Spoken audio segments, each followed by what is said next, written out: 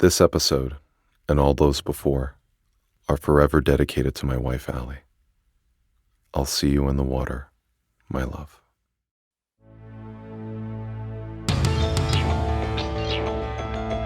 The Leviathan Chronicles. Season 3.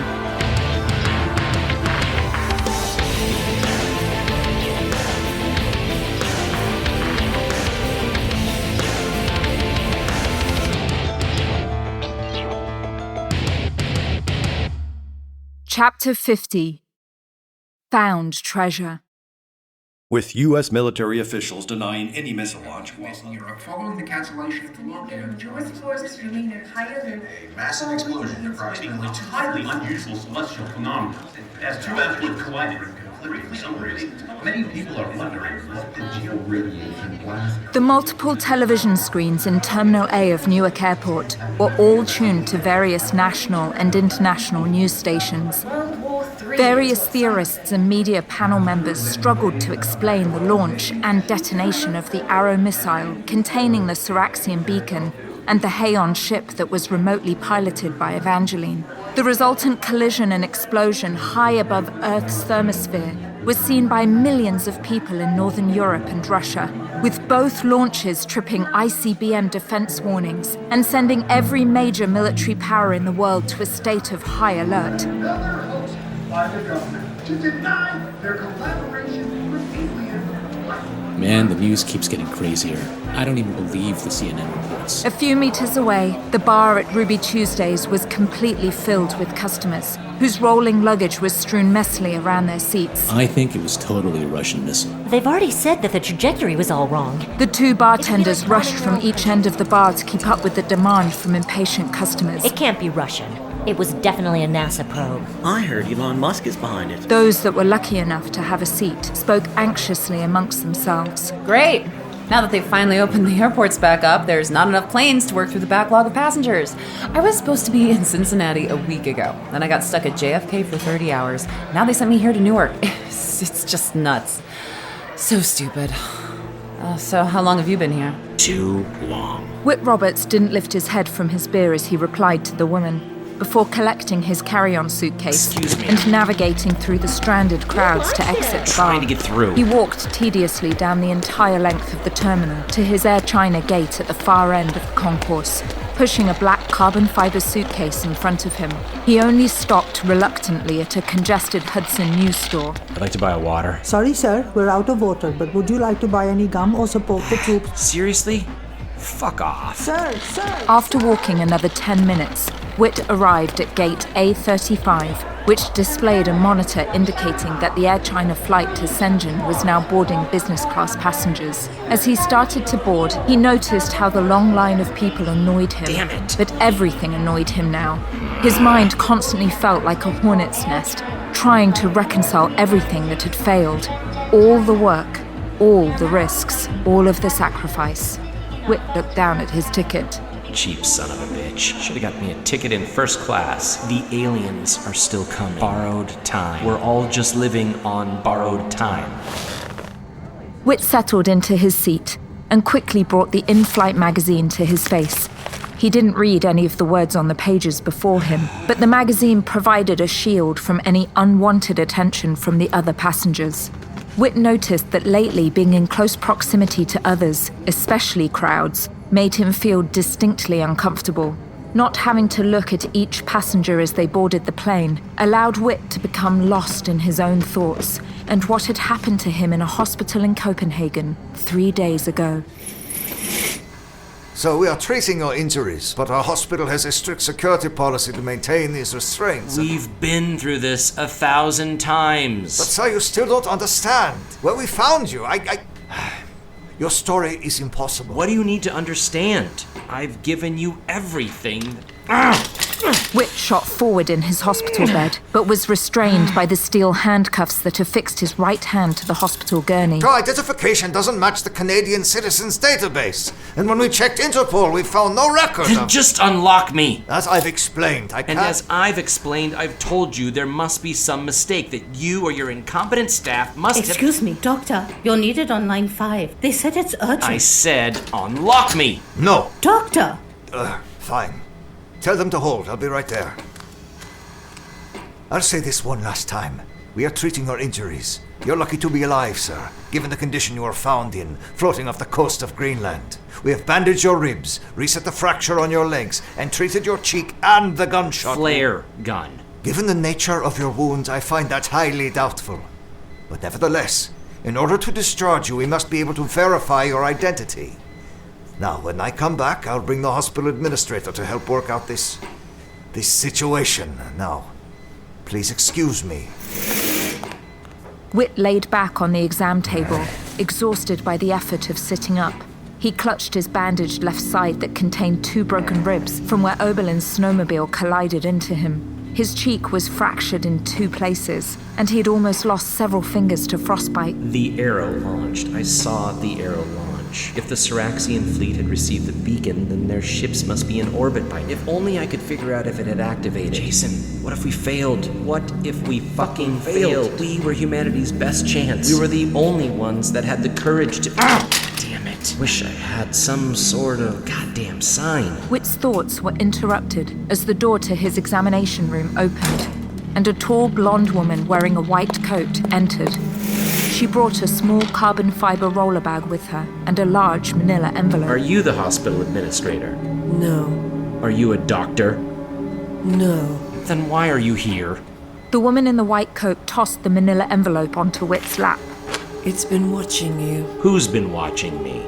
It wants to meet you. Look, lady, I don't care that you... In 4 minutes, the hospital will experience a power failure, and all emergency surveillance systems will go offline. At the end of the hallway is an emergency staircase that will automatically unlock. Go to the ground floor. The guards will be summoned away to bring back auxiliary power. Look for a black Mercedes sedan. Get in the back seat. You'll be taken where you need to go. What's in the bag? You'll know it when you need it. Whitt opened the manila envelope to find a passport, driver's license, global entry, 3 credit cards, and lastly, a series of airplane tickets. Follow the itinerary. Don't miss your flights. Obey instructions. Who are you? Don't ask questions. The woman stared at Whitt with stone eyes. The coldness of the woman's gaze made Whitt feel vulnerable and uneasy. The woman in the white coat walked swiftly towards Whitt, and with her right hand, holy shit, she snapped off the stainless steel chain connecting Whitt's handcuffs to his gurney. And with that, the woman in the white coat turned to leave the room, but then abruptly stopped. You'll also need this. The woman tossed Whitt a small, soft latex object. Whitt looked down and saw that it was a prosthetic ear. Wait. Who are you? Why the hell should I listen to you? Why should I go where you tell me? Because you have nowhere left to go. Excuse me, sir. I'm sorry. I believe you're sitting in my seat. I don't think so. I'm in 5C. Yes, I understand, but you're sitting in 5A right now. I believe that's my seat. Sorry. My mistake. That's okay. They really should go from the outside in, like on United. Looks like you knocked over your water glass. Damn it! It's no problem. I have a napkin right here. It's no big deal. I clean up messes for a living. Oh. And what line of work are you in? Waste management.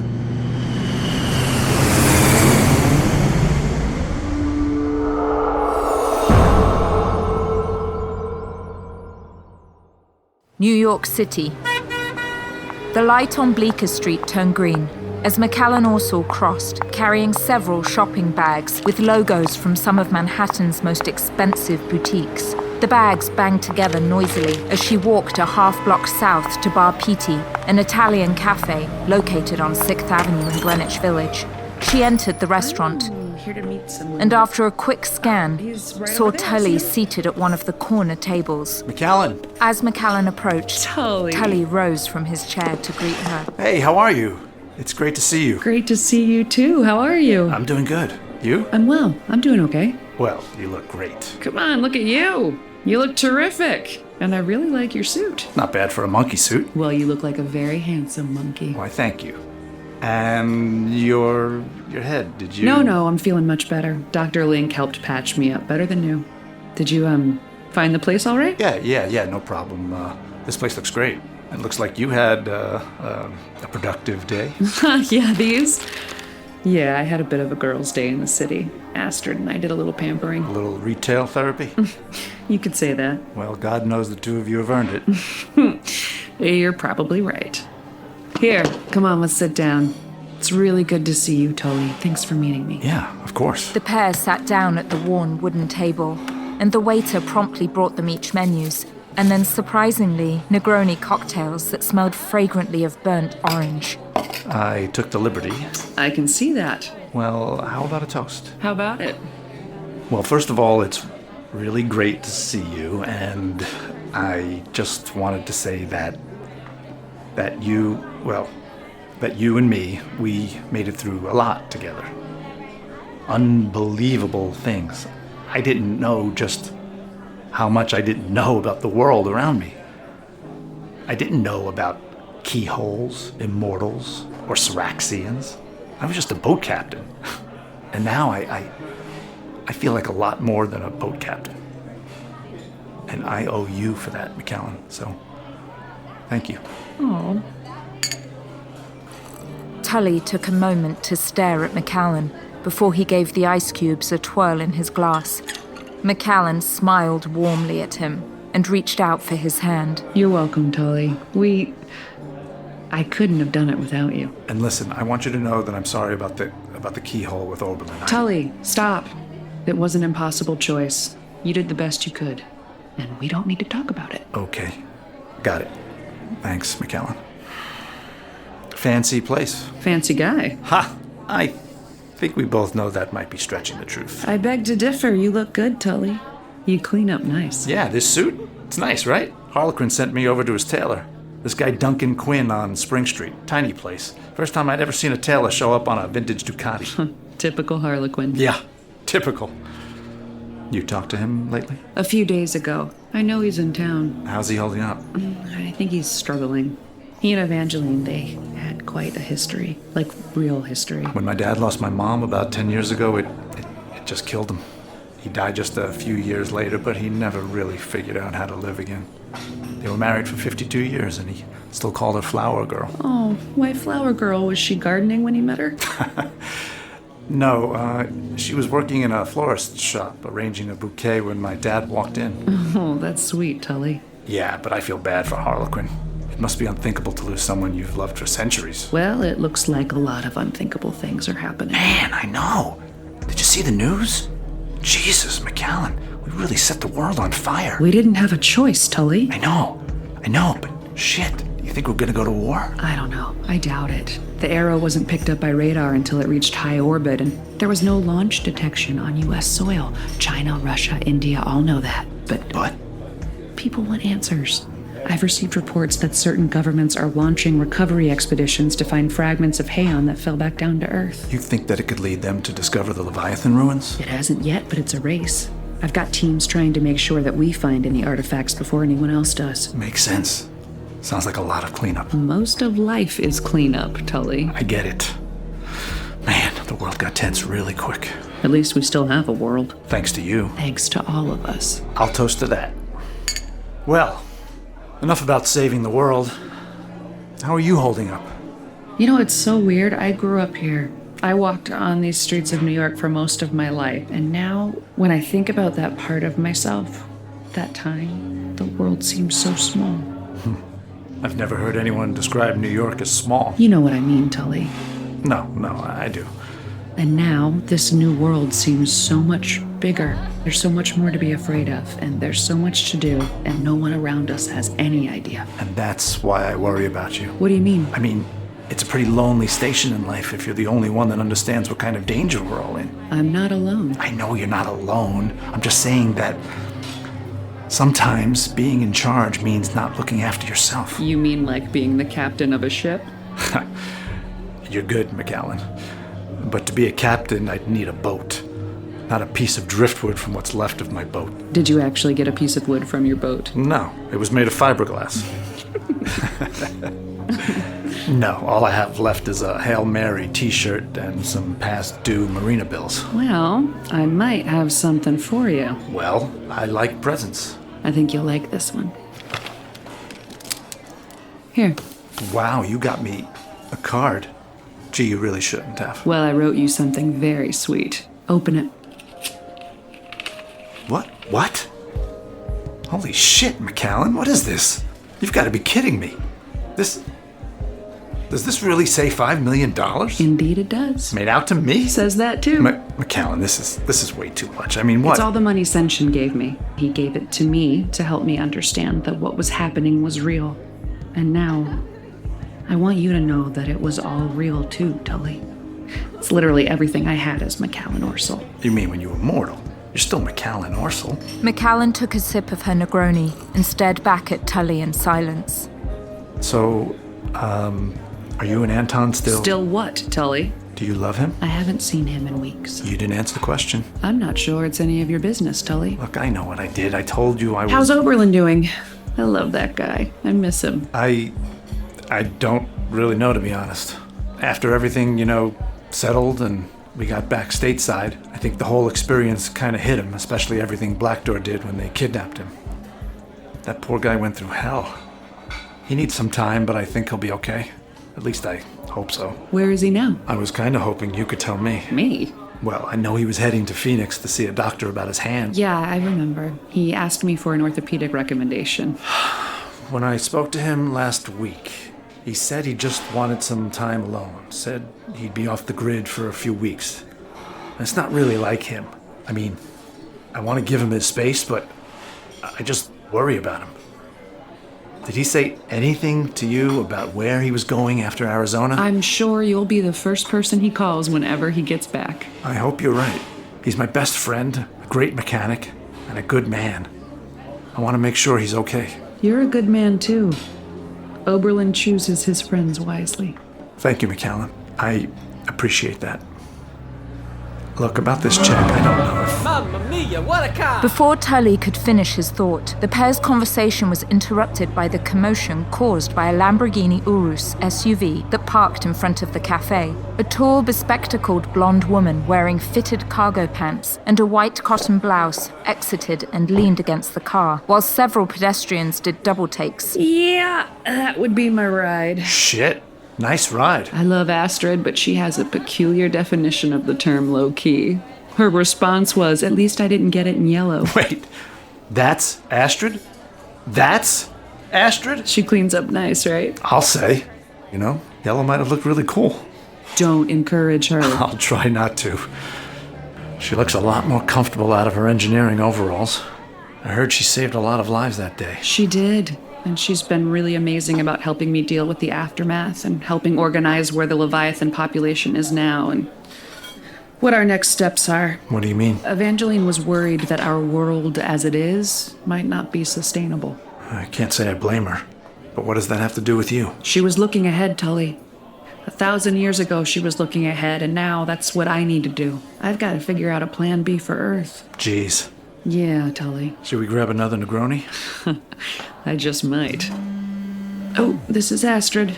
Oh, shit, I'm sorry, Tulley, but I got... Yeah, no, I totally get it. We're working on it. No, I understand. This was great. I'm really glad we could. It was great. And we should totally do this again. Yeah, for sure. So, listen, should See you soon, Tulley. Oh, and I actually got you one more thing. I hope you like it. Well, I sure as hell liked the last thing you gave me. 2 presents? Come on, Macallan. Macallan reached into one of her shopping bags and presented Tulley with a slender brown box tied with a light violet ribbon. Wow, thanks. Should I open it now? You can open it later. Well, thank you. You're welcome. Okay, well then. Yeah, I've got to go. Goodbye, Tulley. Goodbye, Macallan. Good luck, wherever you're going. Macallan leaned in and kissed Tulley on the cheek before she turned and walked out of the cafe.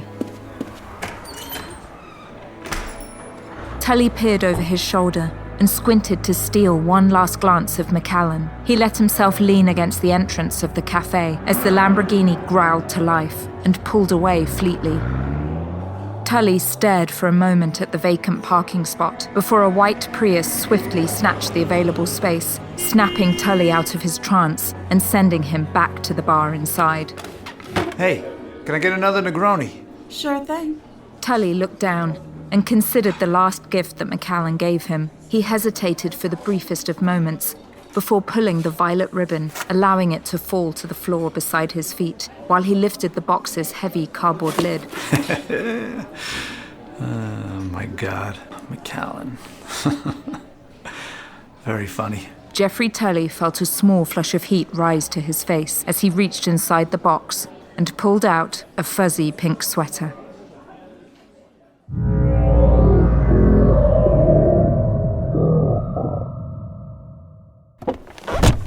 You were late. Actually, I was parked outside on time. You were the one with the long goodbye. Why are engineers always so accurate? For the record, he looked good. I know. Oh, I know. That's the problem, Astrid. It would be too hard now. With everything. We're too different. Are you, though? Well, one of us is going to be dead in 50 years, one of us isn't. Wow, that's a sexy way to frame love. No, you know what I mean.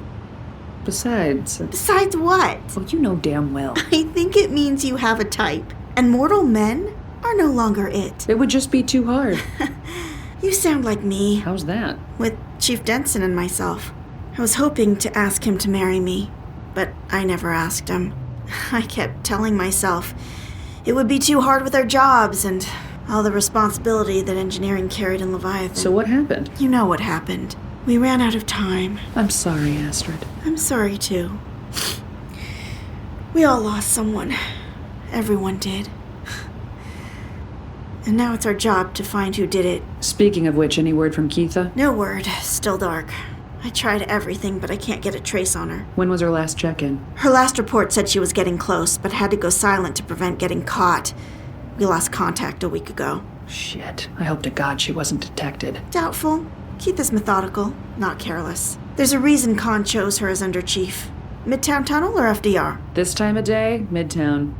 Besides, I don't feel like driving by St. Michael's Cemetery along the Grand Central. Got it. Midtown Tunnel it is.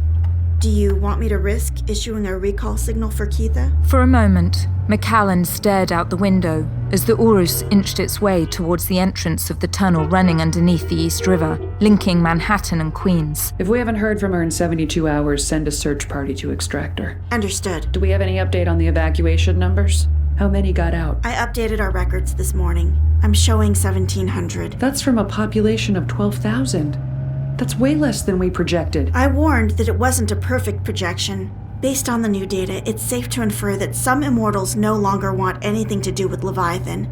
They'll be harder to control. Anton said some of the survivors have made contact with him. They want to join the rebellion. What rebellion? Doesn't the rebellion need something to rebel against? The war is over. There's a whispered belief that Senshin had discovered a means to perpetuate immortality. So they'd rather believe in a dead guy than what we might offer them. Dead guy is easier. You can deify him or make him a martyr. It's a lot easier than listening to us say that we need to rebuild. Speaking of which, we need to make a decision about Davos. I've been giving it some thought. I have an idea, but I still need to work out some of the details. For now, go ahead and arrange the Davos meeting in January. Get the word out to all of the immortal population. All of them. Even the ones that want to break away. Tell them we have a plan to develop a synthetic starstone wave. Understood. But, Macallan? Yeah? Do we actually have a plan? We will by January. But in the end, it doesn't really matter. Why is that? Because, Astrid, this meeting will tell us far more about our enemies than it will our friends. Oh, make a turn here. The GPS says the Van Wyck is the fastest to JFK. Rookie move. Stay right. Take Metropolitan Avenue. Got it. Were you able to take care of the Dublin tickets? Done and delivered. And this is for you. Your itinerary, new IDs, visas, and contact list are inside. Good work. Now I need to talk to you about who we have on the biology side to help. For the next 45 minutes, Macallan and Astrid went over the survivor lists. Because the pressure shield collapse occurred concurrently with the evacuation of the city, not every ship received the rendezvous coordinates on the surface. News continued to be hard to come by, with no centralized leadership or location for the immortal population. Soon, the two women passed under a highway sign for the entrance to JFK Airport. All right, we're here. Damn, looks busy. Well, since they reopened the airports, there's a stampede to get out. I'm telling you, they should limit the family members saying goodbye. Why does it take a family of 5 to say goodbye to one grandmother and take up 2 parking spots? Because she needs 5 reminders to not bring any liquids on board. Hey! This is unloading! Keep moving! Come on! Don't break my balls! We're unloading now, okay? Jeez. Macallan raised an eyebrow at Astrid. I love how you surprise me, Astrid. It's a pleasure, ma'am. Macallan shoved the folder into her carry-on bag and then turned to face Astrid. Thank you. Seriously, thank you, Astrid, for everything. I'll miss you. I believe in you, Macallan. Oh, that's good, because I really believe in you, Astrid, and I'm going to need you by my side if we're going to actually accomplish this.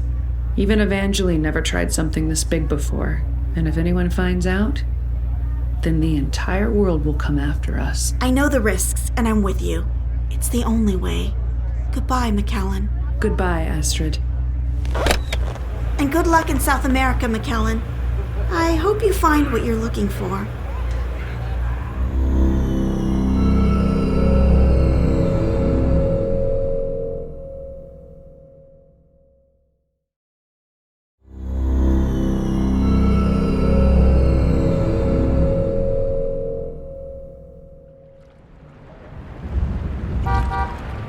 Later that day, a gelid wind raced across the choppy surface of the New York harbor, cutting through the narrow canyons of the financial district. Lisette Manzabeel winced from the cold as she exited the rear of her black Lincoln town car at the Ritz-Carlton Hotel in downtown Manhattan. She reached back inside the car to grab a small bag she had brought with her from the Upper East Side. She said nothing to the uniformed liverymen that opened the immense hotel doors for her, walking straight to the elevator bank and pressing the button for the 38th floor. Entree. Merci. Hello, Harlequinn. Hello, my love. Won't you come in? Harlequinn stood in the marble foyer, leaning against the wall, wearing a black cashmere V-neck sweater and a pair of faded selvage jeans. His face looked tired, and he had a tumbler glass held loosely in his left hand. Thank you for coming so quickly. Thank you for calling me. My apologies. Your coat? I'll keep it. Thank you. As you wish. You look well. As do you. So... Lisette was surprised, but gratefully accepted Harlequinn's sudden embrace. I'm sorry. I'm glad to see you. It's good to see you too. I know you've been busy since everything happened. I've kept myself occupied.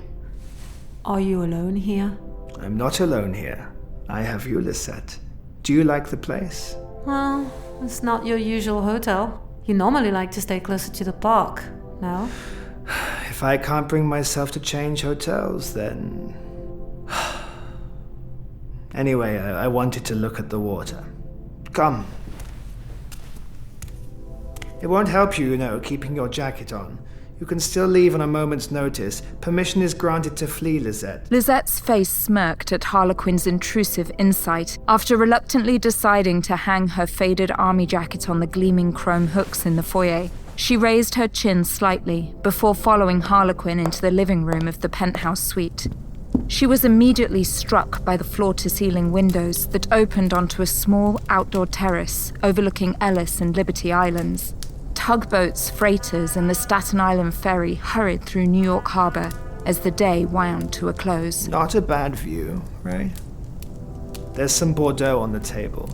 Anything harder is in the cabinet. No, thank you. When did you arrive? On Wednesday. Thursday, I think.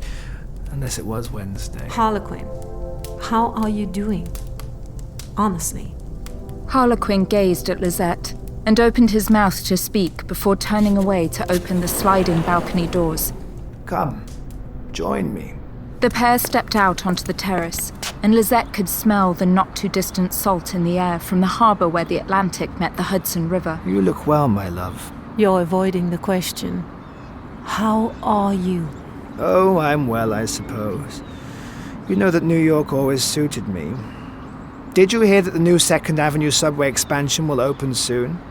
Think of it, a mystical tunnel to whisk us from Yorkville to the luscious pastrami of Katz's without having to endure the indignity of sunlight. I'm not playing a game, Harlequinn. I'm here because I'm worried for you. You're here because I called you. Otherwise you wouldn't have been able to find me. No games. Just please talk to me. About what? Evangeline? Myself? About Leviathan being destroyed, and everyone you knew and loved within it. Leviathan. It didn't mean much to me, Lisette. I was always something of an outcast. I don't know much about the city, but I know it meant more than that to you. Harlequinn paused and tried to hold Lisette's gaze, but the sensation was too much. He was forced to pretend to see something far away on the horizon of the water. There was always something comforting about knowing that there was a stalwart of light to counterweight the growing evil and disconnection in the world. You mean Leviathan? I mean her. And now that's gone. I didn't love Leviathan because it was my dream. I loved it because it was her dream. She was better than I was. I only cared for those that I loved. She cared for and tried to protect everyone, even the people she didn't love. Now I fear that the world and humanity are the lesser. There is still hope, Harlequinn. Ha! I used to believe that when I was still a country priest in Scotland, before Evangeline, Bennu and Angus MacKay found me. Now I don't believe in hope. I believe in patterns. Patterns that repeat themselves over time. Before she died, I thought that together we could create something new, a new pattern. I loved her so much. I'm so sorry. I'm sorry too. I always thought there would be more time for us to reconcile. Well, that's always the arrogance of immortals, isn't it? What is? Time. We were seductively lured into believing that our time was some endless resource to never be exhausted. What fools we were, Lisette. What a fool I was. I know how much you loved her. I'm sure she knew it too. I miss her, Lisette. I miss her so much. Harlequinn continued to stare out onto New York Harbor and almost didn't feel Lisette walk closer behind him and take his hand in hers. So, I know Christmas is still a month away, but I got you a small present. A little something to cheer you up. Stand there, please, against the wall. And don't move. Lisette handed Harlequinn a brightly coloured aluminum lunchbox featuring Batman swinging above Gotham City alongside Robin. He flipped the 2 metal latches on the side, revealing several small pastries wrapped in cellophane, beside a plastic thermos featuring the Batmobile under a full moon. Lisette, you made me cookies. Bourbon molasses with mint yogurt icing. Your favorite. My heaven, your memory is excellent. Was this the old lunchbox you had as a child in Paris? Yes. Keep looking. There's more. Harlequinn examined the lunchbox even more fastidiously, before unscrewing the plastic thermos and allowing a gleaming silver watch to fall into his hands. Lisette, this is a Patek Philippe Calatrava in platinum. Oh, and with a lunar and date complication. This is gorgeous and ungodly expensive. You really shouldn't have. I stole it. Oh, then you really shouldn't have. Do you like it? Of course, I love it. But now I feel bad. I didn't steal anything for you. That's all right. I'm just glad you really like it. More than like, I'm quite smitten by it. I truly find it charming. Charming? It's been a long time since anyone called me charming. Oh, not you. You're long past charming. Vexatious, maybe, or perhaps rapscallion is more like it. I meant the watch, my dear. Okay. Then tell me, what makes the watch charming? Look here, Lisette. It's all about the gears and cogs, you understand. There's a gentle humanity to their movements, an elegance to each piece's correlation to one another. The way the minute hand moves, or this beautiful lunar complication where an artist thought to paint tiny bits of yellow starlight. Yes, I see its beauty. It's more than beautiful, Lisette. It's comprehensible. I don't have to look at the inner workings to understand the watch. I know the movements are secure within the safety of the platinum case. I can follow the energy of the springs to travel through the cogs, and even if there are some that are smaller than my eyes can see, I can still comprehend its entirety. I can relate to how one gear touches another, the entire mechanism connected, harmonious. That disgusting Apple Watch of yours, Lisette, what's really going on inside of it? It dazzles us with its brilliance while leaving us unable to connect to its source. We think we understand what all of our screens tell us, but we know nothing of what the information itself is made. In the end, we are left knowing nothing.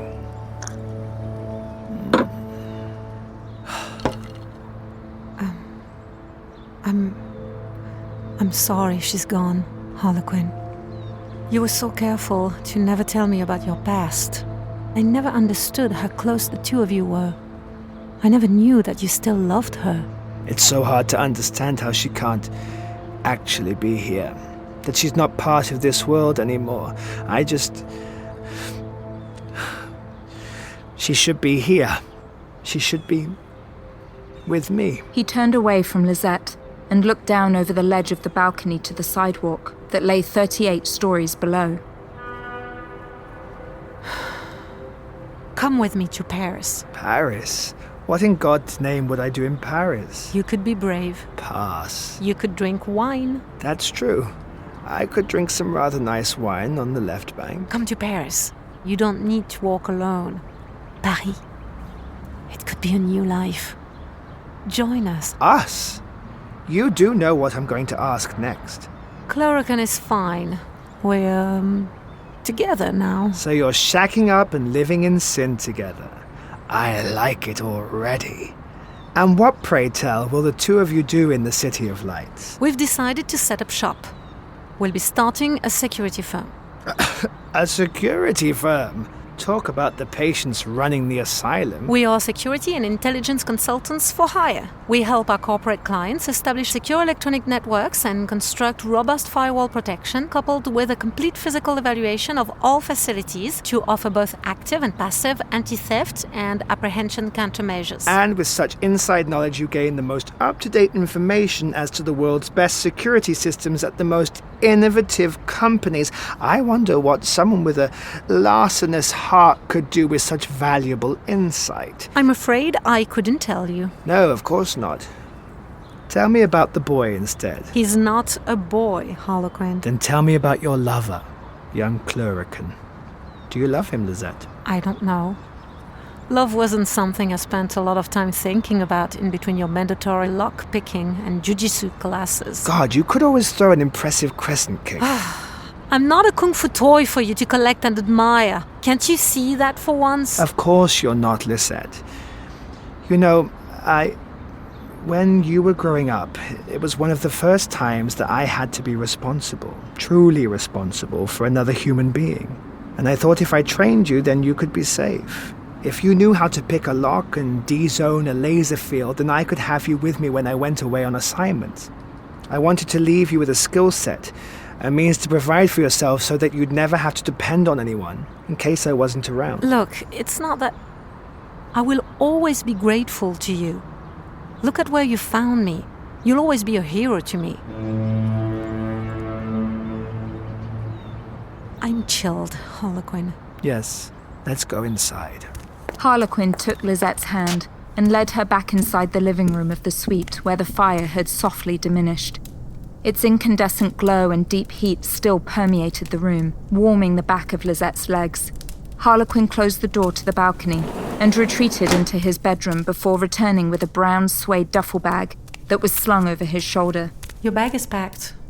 Where are you going next? Zurich. I'm going to see an old acquaintance. Mortal or immortal? Come now, Lisette. You know I don't discriminate. Of course you do. You enjoy the company of mortals much more, especially mortal women. I said I'm seeing a friend, not a woman. Is it difficult for you to be friends with women? Only ones that ask incessant questions. Does your friend know you were alive during the French Revolution? She does. So, she is a woman. That's really not why I asked you to come here. No. You asked me here for a job. Nothing more. You see, while I was in Madrid recently, I did a little shopping. I bought something for a friend of mine here in New York. Bought or stole? The point is that I'd like you to give it to this person. Deliver it to their hotel room later. It's a bit of a surprise, you understand. Harlequinn reached into his duffel bag and pulled out a stainless steel tube, about 2.5 feet in length. He handed the cylindrical container to Lisette. A delivery job? Yes. It's a small gift for a seafaring friend of mine. They're staying at the Crosby Hotel in Soho, room 618. I know for a fact that their room will be empty for the next few hours. Just leave the package on the bed. Think you can handle that, Lisette? I can handle that. Excellent. Excellent. You know, it is really good to see you, Lisette. I'm not sure I ever properly thanked you for saving my life when I escaped from Leviathan. Thank you for everything you've done for me, my love. Raising you made me a better man, Lisette. I didn't expect. Good luck in Paris. I'll try to stop by on my way back from Zurich. I'd like that. Harlequinn couldn't resist smiling as he looked down at Lisette. He reached over to grab Lisette's olive green army jacket and helped her place it on before leading her to the foyer of the hotel suite. Goodbye, my love. Au revoir. Lisette reached for the door handle to leave, but then paused. Don't you need to give me the room key for this hotel delivery? Harlequinn stood near the balcony with his back to Lisette, intently watching the swollen sun dip below the horizon of New York Harbor, creating a dark silhouette of the Statue of Liberty and setting the fragile sky ablaze with long streaks of magenta and scarlet. My dear Lisette, since when did you ever need a room key?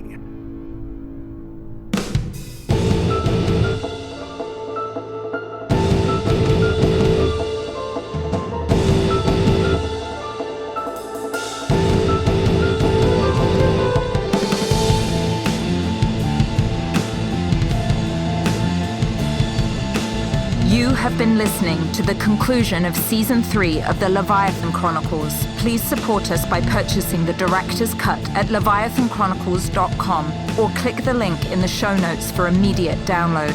The Leviathan Chronicles was written and created by Christof Laputka, produced by Robin Shaw, produced and musical composition by Luke Allen, directed by Nobi Nakanishi, starring Kim Donovan as Macallan Orsel, Laura Post as Evangeline Leifrick, Matthew Shale as Jeffrey Tulley, J.P. Higgins as Oberlin Sinclair, Adam Block as Anton, John Frieda as Jason Sterling, Tom Falcone as Whitt Roberts, Claire Dodine as Lisette Manzabeel, William T.N. Hall as Harlequinn, Karen Heyman as Rebecca Van Alt, Stephanie Comore as Astrid Ansler, David Alt as Mayor Sinter, Ben Burgess as Chloricam, Emma Cannelise as Keeper Watson, and Samantha Parker as the narrator.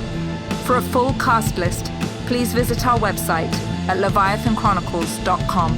Thank you for supporting us, and thank you for listening.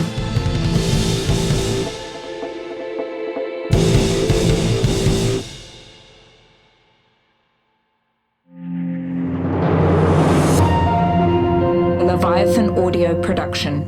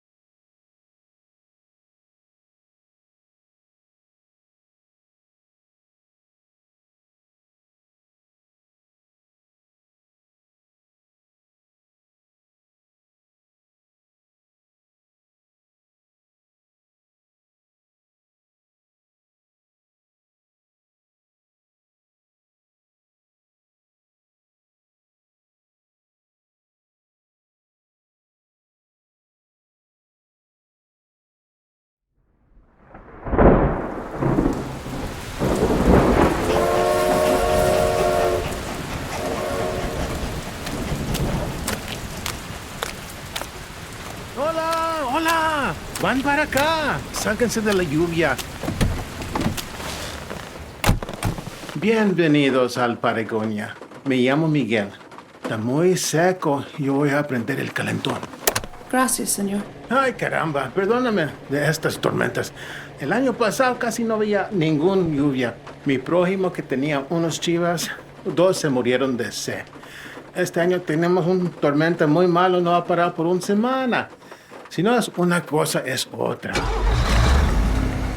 Yo me preocupé del tren porque no llegó en tiempo. Tú sabes, a lo mejor algo pasó en el pueblo de Santiago porque había muchas actividades militares allá. Tú sabes, había muchas cosas extrañas pasando, como luces parando en los cielos. Y las naciones, ellos dijeron que no fueran ellos. Yo siento en mi mente que no somos locos. Algo estaba pasando muy extraño. Nosotros miramos todo. No podemos echar mentiras.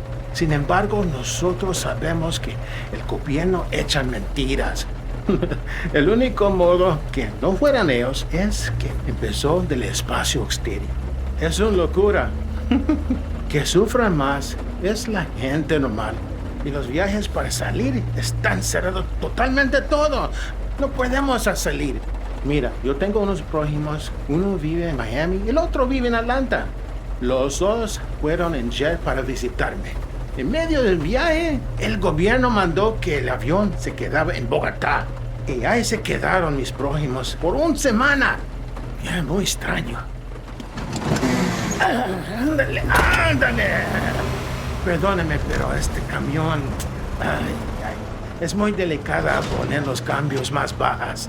El pueblo Codares, ellos no mantienen sus caminos. Y el agua de la tormenta hay veces que destruye los caminos.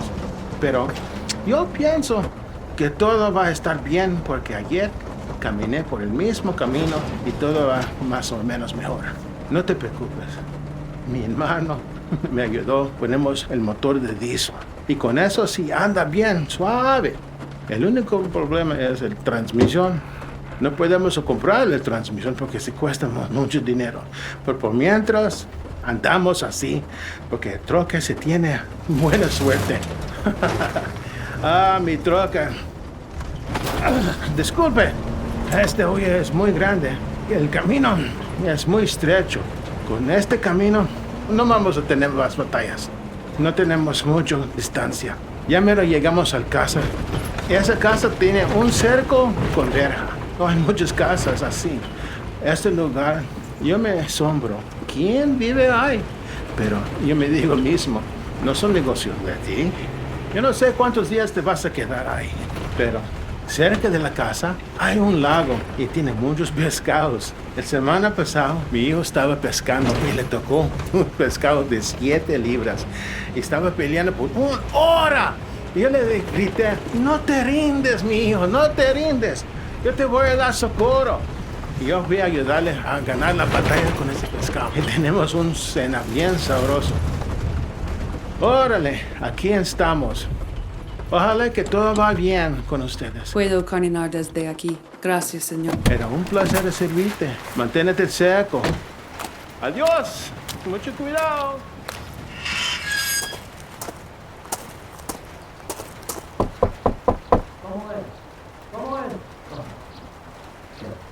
Coming, hold on.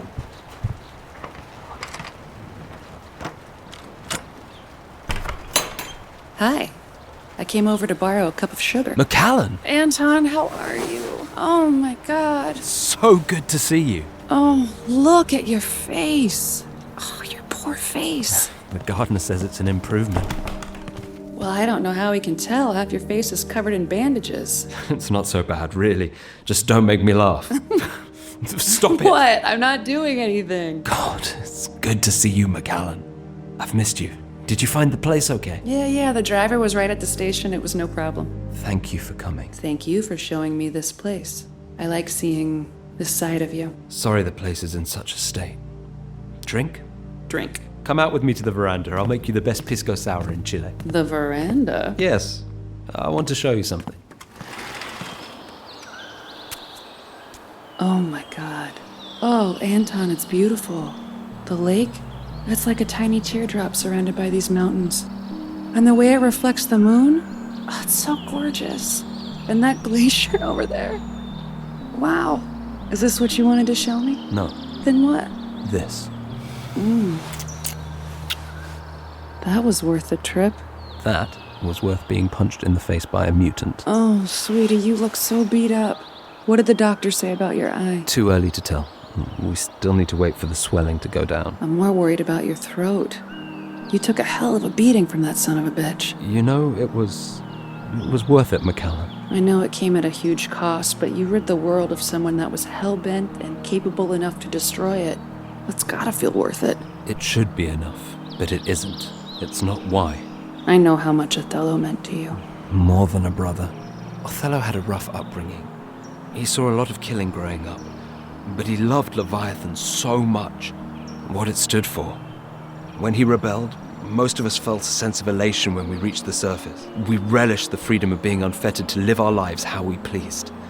But Othello, he always held out hope that we could reconcile, that we could still go home one day. Because for him, Leviathan was home. It was a special place. It was. We're also now far weaker than we've ever been. How many of us are left? Still unclear. Less than 2,000. I need you to look at some of these reports I had Astrid and Keitha generate. It shows the estimated survivors from Leviathan and their suspected locations. There's also footage of a rogue mech that we think is under the control of the Maddox virus. We still have enemies out there, Anton. And I worry they might be more dangerous than ever. Killing Sterling and the Syraxians was the first step, but the fucking world is still on fire. I saw the news before coming here.